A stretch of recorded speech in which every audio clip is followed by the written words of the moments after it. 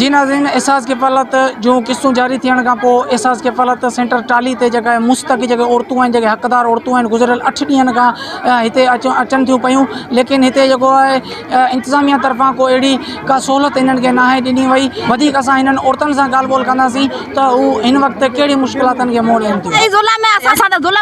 पैसा ॾेंगे सॼे कार्ड में बीए बे ज़लील थी हूंदे। केतिरा ॾींहं थिया आहिनि? असां अॼु 3-4 ॾींहं अॼु चौथो ॾींहं ते बीठा आहियूं दर आॾा। अॼु ना असीं रवाना थियूं घर बचा त ना मारूं है। नेहरी वेठी हो असा के पैसा तो कोन देनता वे असी ये 4-5 दी थिया अचू रोजानी माल भूख मरन तो घरे बार भूख मरन था।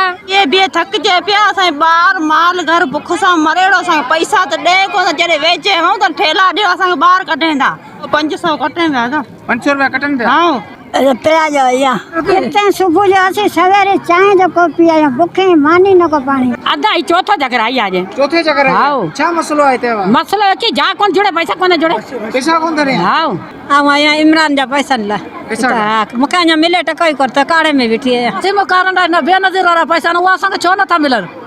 केड़ो ॾो कयो आहे असीं मरीज़ आहियूं बीमार पिया आहियूं हिते। इन्हनि जो इहो बि चवणु हो त एजेंट माफ़िया आहिनि, उहे सरगर्म आहिनि, पंहिंजा नवाज़ी तौरु जेके औरतुनि खे छॾियो पियो वञे। असिस्टेंट कमिश्नर कुंडरी तोड़े ॿियनि आला इख़्तियारनि खां इहो मुतालबो कयो आहे त एहसास किफ़ालत सेंटर टाली ते वधीक हिकु डिवाइस मुक़ररु करे मुश्किलातूं घटि कयूं वञनि। कैमरा टीम सां गॾु एजाज़ खान किशकोरी, सिंह टीवी न्यूज़ टाली।